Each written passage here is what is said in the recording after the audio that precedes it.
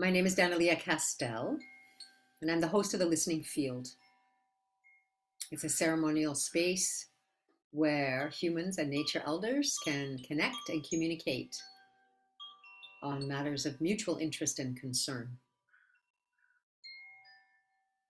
And with me today is Hilary Van Welter, and I am a 21st century explorer, pioneer, and adventurer.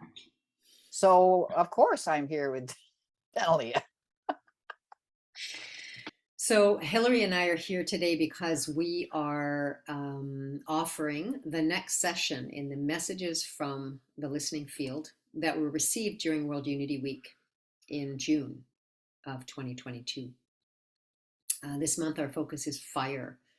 And so, as we have before, we have 4 messages which we are offering up for each of the participants to see what words are and phrases are alive for them.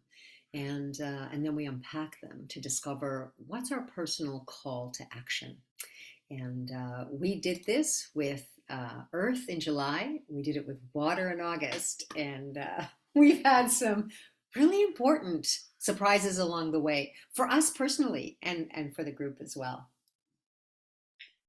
We had such a good time, and we've noticed how interesting it is how different each session is. So we hold one in for the Northern Hemisphere, one for the Southern Hemisphere, on the same day, and with the same subject matter. And yet it's beautiful to see and how different the messages are interpreted in different ways, because the same messages but interpretation and then the action that's coming. And in the Southern Hemisphere session that we did on water, there was a fascinating concept of the water drop, and both being the water drop physically, it's itself being a water drop, as well as a drop of water. And we started to explore what that meant, and the idea. And so I did a little research afterwards. I think this is what's so lovely about these sessions is you don't just finish with the action. They lead you into further exploration. And I found out that the water drop, because water is so social, I wondered, how does it meet other water drops? Like, what happens when they come together? And so I found a really interesting article about a supercomputer had picked up, because it's so fast and it's so instantaneous, but it had picked up how the water drop will dance. It dances around, and it's very joyful, and it bounces and it dances, and then it meets up with one that it wants to join with, and it will send a bridge out of water to join, and then it's like a zipper. It zips up with the other water drop, and so it's this beautiful dance and zipping. And I thought, isn't that an interesting way to think about how do people possibly join together in a different way? How do we dance and zip? It's a very different metaphor to work with in terms of people co-creating together. So that's the kind of thing that we're learning. We're learning these magical attributes of these elements, and how do we translate that and interpret that in our own actions? Yes, last month was really startling, I think, especially just as you've already mentioned. You and I are looking at exactly the same messages that we did just 5 hours earlier, and different words jump out. I mean, I guess it makes sense because I've already explored the ones that jumped out on the first layer. But I still find it extraordinary that the other words recede in the background, and these new ones, show up. And it really demonstrates to me what I've known over the years is that when I get messages from the nature elders, there's layers to them. And I'll understand it on a first level, and then as I live a little through that layer, another layer of their messaging will really reveal themselves. What I found interesting last time as well was we had a couple of people join the event just at the last minute, and so you can join up. You register through Eventbrite. It's there's a donation. but it's a minimum $1 is the lowest. And so we had a couple of people who are very familiar with the listening field and the eco labs that I've offered show up just spontaneously go, I'm going to this. And it was one of these women from Toronto who herself made the connection about the water drop and first kind of brought it to our attention in her sharing. And her realization is that in her own mind, she has felt that what she needs to contribute to this new reality that we're creating somehow has to be a really big project. Like it's a big thing that makes a big impact. And so there's a lot of like stress and overwhelm that happens because we think that it has to be a big thing. Her realization thing was through one of the messages was that looking at her contribution as simply a drop of water. And then you think about all those single drops of water multiplied by how many people and how, just like you said, they dance and zip together. And all of a sudden this change that we've wanted to have happen on the outside world is happening on the outside world because we're all doing our own drop on the inside first. So it was a Exactly. really beautiful, it was almost like a relief, right? It Hmm. was a relief that I'm not responsible for the whole ocean. I'm responsible for the drop that is mine to either become or to drop, right? Or to bring through. The other thing that came out of that session was the thought that it would be good to be sharing some of these recordings because there's some quite startling discoveries that we each are having based on the sharing of our own learnings through the Yeah. messages as well. So it's that, again, more drop technology that as someone shares their dance, their drop, we bridge and dance and zip with it with their drop. And then we're all in a different consciousness by way of someone else's learning. And I remember sharing during that we did a campaign. I was doing the public engagement for a large region, for York Region's 40-year water strategy. And when we were engaging the kids, we had we asked the question, if you were a water drop, what would you wish for? And the one that stood out that I shared before is, if I were a water drop, I want to marry thunder. And it's like, this is the magic of it all. And I had a really interesting revelation a couple of days ago with this work. And because of all the things that you're doing and the experiences, I've always connected with nature, and as a healer, it's a major player in the work I do. But something really struck me the other day, and it was that we've had this evolution around God, in that we used to believe God was up there, out there, and we needed an intermediary in order to speak with God. And then this evolution is happening, that no, God is in us, and that we have divinity in us, and it's all around us. I really believe we're doing the same thing with nature now.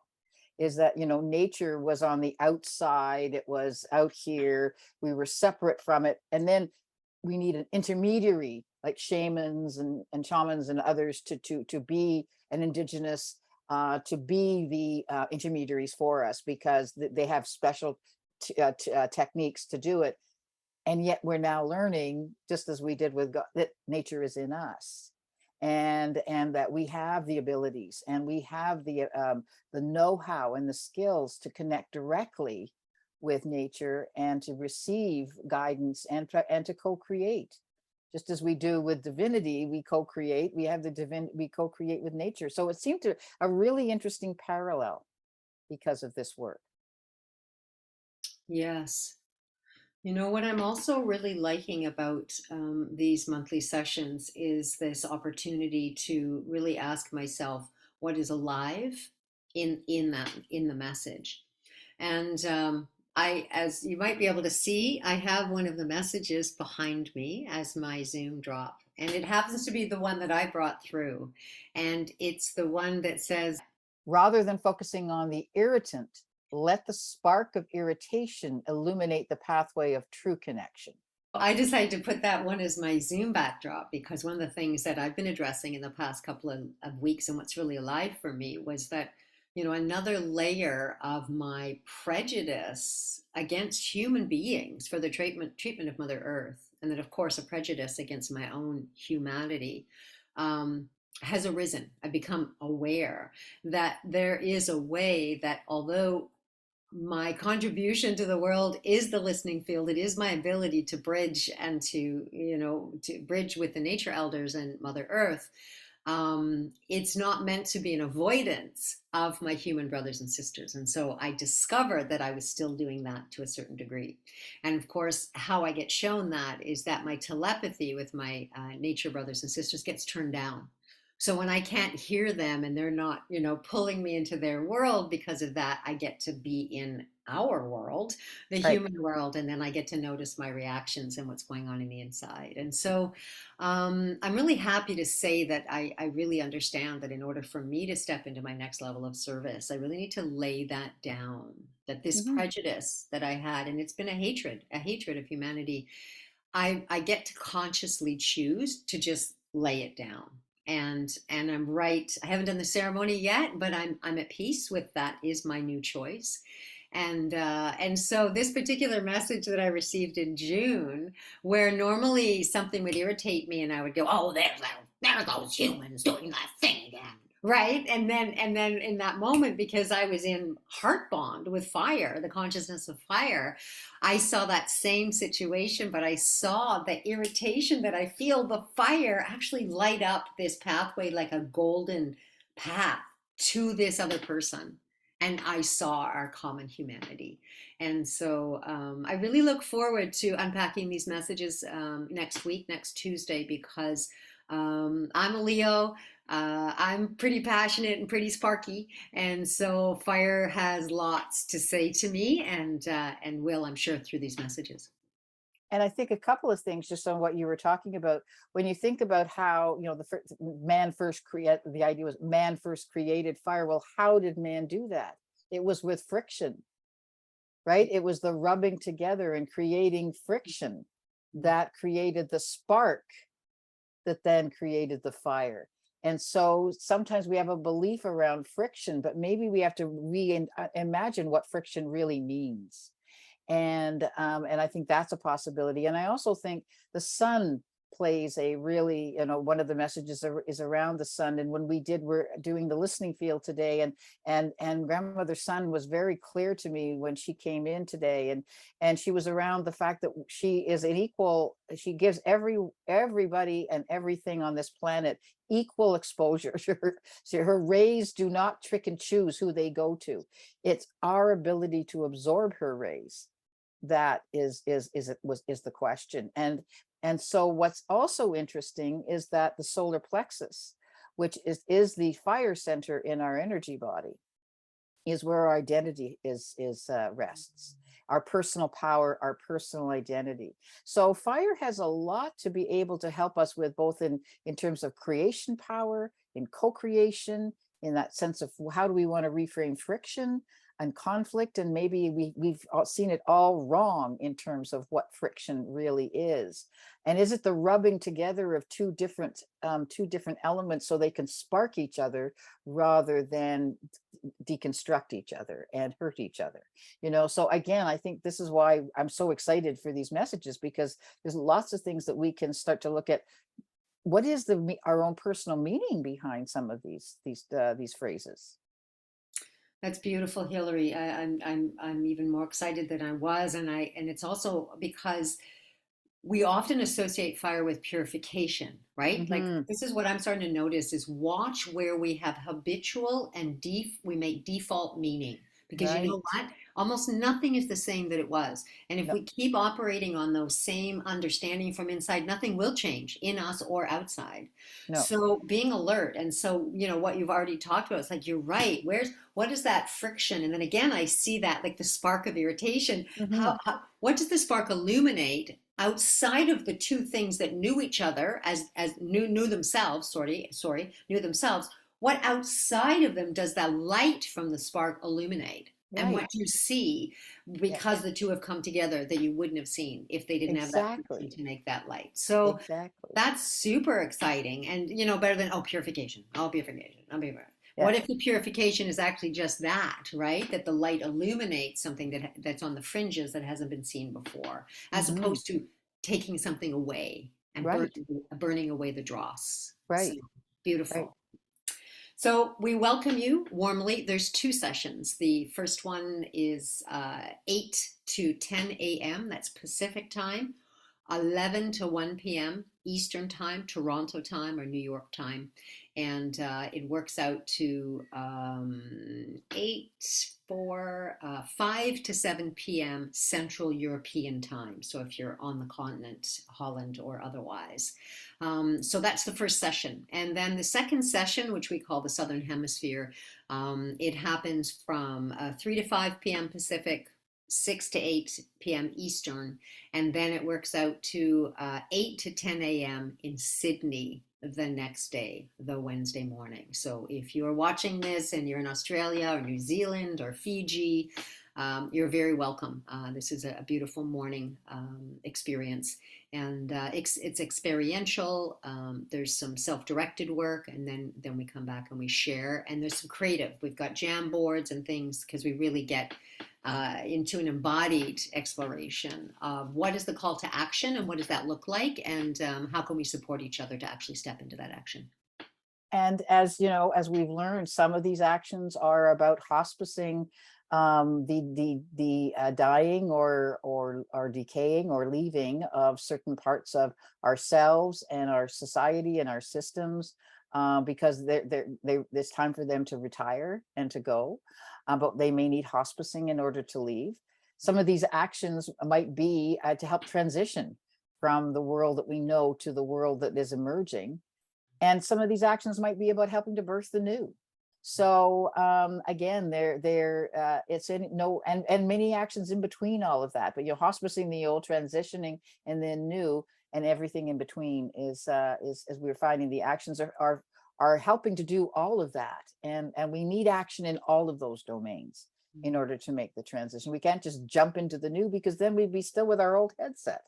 So, we need to be mindful about how this is a massive undertaking we as a civilization are undergoing, with some very, very co-creative guidance from our nature elders.